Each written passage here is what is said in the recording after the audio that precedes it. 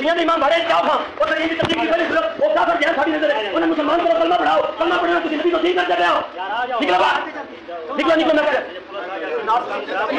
آپ ٹور کر کے اس نام سے مولانا طارق جمیل صاحب کے بارے میں اتنی بکواس کی. ایک قصور ہے طارق جمیل صاحب کا, ایک قصور ہے جو میں ان کو بار بار ہاتھ جوڑتا ہے کہ مولانا نہ کرے آپ یہ نہ کریں, اپنے آپ کو سیاست میں لگا دیا. میں نے بڑی منتیں بھی کی کہ آپ نے کیا نکالنا ہے اس سے, پی ٹی آئی سے یا نون لیگ کا کیا تعلق ہے, لیکن انہوں نے اپنے آپ کو ڈیگریڈ کر دیا سیاست لگا کے, اور ان جیسے دو پیسے کے لوگوں کو جو دل مل گئی. السلام علیکم دوستوں, آج کی ویڈیو میں آپ دیکھیں گے کہ تبلیغی جماعت والے جو لوگ ہیں, یعنی تو اپنے آپ کو دیوبندی کہلوانے والے جو علماء کرام ہیں یا جو بھی دین و تبلیغ کا کام کرتے ہیں, ان کے ساتھ کس طرح کا سلوک کیا جاتا ہے, یعنی جہاں پر وہ جاتے ہیں وہاں پر ان کے ساتھ کس طرح کا سلوک کیا جاتا ہے. لوگ ان کو نعوذ باللہ گستاخ سمجھتے ہیں اور یہ کہتے ہیں کہ نبی صلی اللہ علیہ وسلم کے گستاخ. یہ دیکھیے اس ویڈیو کے اندر تبلیغی جماعت والے جو ہیں وہ مسجد کے اندر دعوت دینے کے لیے آئے ہیں, نیکی کی دعوت دینے کے لیے. پر جو علماء صاحب ہیں ان کے ساتھ کس طرح کا سلوک کرتے ہیں, ان کو گالیاں نکالتے ہیں اور کیا سے کیا کہتے ہیں کہ آپ شیعوں کی مسجدوں میں جا کر ان کو تبلیغ کریں, نعوذ باللہ کافر ہیں. یہ دیکھ لیں ان کا تعصبانہ ذہن, اپنے علاوہ دوسرے تمام مسالک کے جو لوگ ہوتے ہیں ان کو یہ گستاخ سمجھتے ہیں اگر وہ اچھے کام بھی کر رہے ہیں. اب تبلیغ جو ہے وہ تمام مسلمان جو ہیں ان کے اوپر لازم ہے کہ نبی صلی اللہ علیہ وسلم کا جو دین ہے وہ لوگوں تک پہنچانا.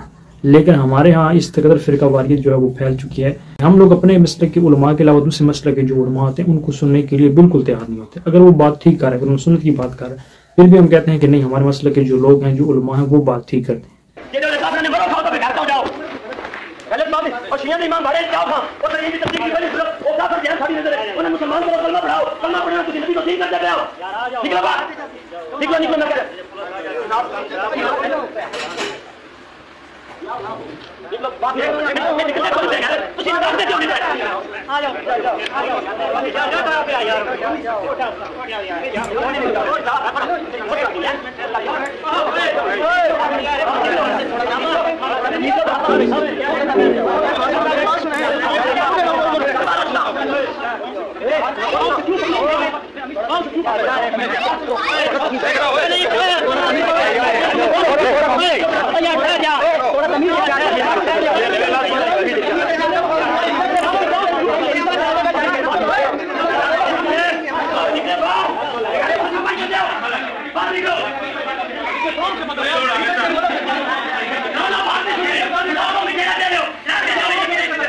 ناظرین, کوئی صحافی ہے کیا آپ ٹور کر کے اس نام سے انہوں نے مولانا طارق جمیل صاحب کے بارے میں اتنی بکواس کی, دو پیسے کا آدمی نہ اس کا پتہ کون ہے کون نہیں. وہ طارق جمیل اس صدی کا ایسا آدمی, صدی میں پورا پیدا نہیں ہوا جس کی اللہ نے ایسی محبوبیت دی جس کو کہ ہر قسم کے لوگ سے محبت کر. ہاں ایک قصور ہے طارق جمیل صاحب, ایک قصور ہے جو میں ان کو بار بار ہاتھ جوڑتا ہے کہ مولانا نہ کرے یار یہ نہ کرے, اپنے آپ کو سیاست میں لگا دیا.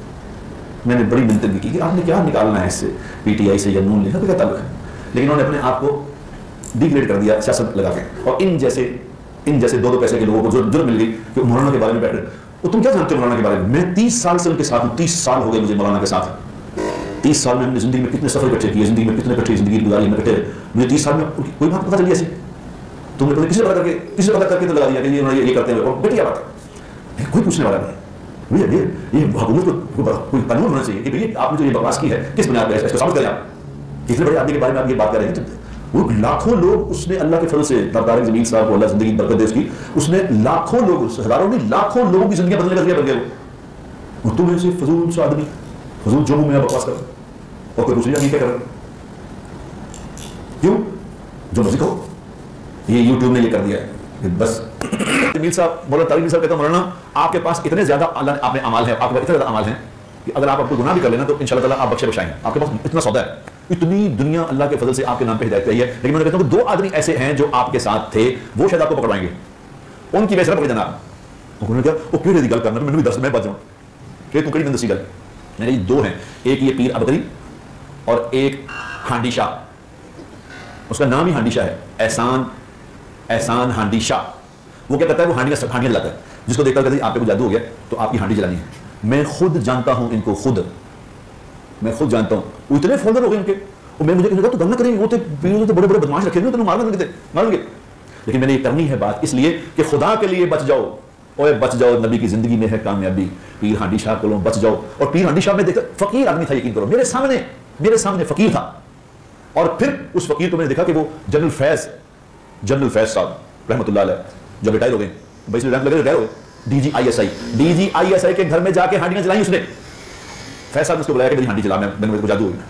मैंने खुद देखी उसकी तस्वीरें, बड़े बड़े जर्नैलों के घर में बड़े बड़े उन्हें हांडी चला के। अब मैंने उसे देखा कहां फिर रहा, जो बिल्कुल फाका कश्ता मर्सिडीज एस क्लास। हाँ, लेकिन मुझे अफसोस से कहना पड़ता है कि जब तरजीहात बदल जाएं तो फिर ये वाक़यात वजूद में आते हैं कि मानसरा पिछले हफ्ते इज्तिमा में मौलाना तशरीफ़ ले गए, और अब मज़े की बात देखिए कि तबलीग वो काम जो लोगों को बुलाता है, इसकी बाहें हर शख्स के लिए खुली हैं, जो हर शख्स को वेलकम करता है, हर अच्छे बुरे को सीने से लगाता है।